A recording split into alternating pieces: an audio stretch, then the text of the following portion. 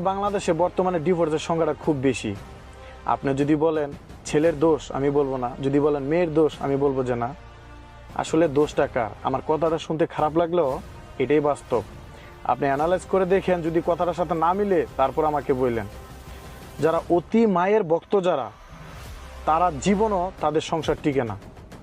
যদি বলেন কেন, মারা কখনো এটা সহ্য করতে পারে না যে একটা ছেলে তার ছেলের বউকে এত পরিমাণ ভালোবাসবে কেন।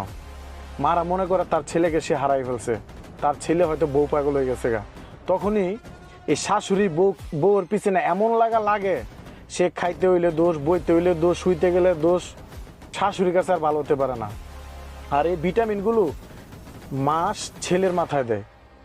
ছেলে একদিন দুই দিন এগুলো সহ্য না করতে তাদের মাঝে, স্বামী স্ত্রীর মাঝে ঝগড়া হয় সব সময়।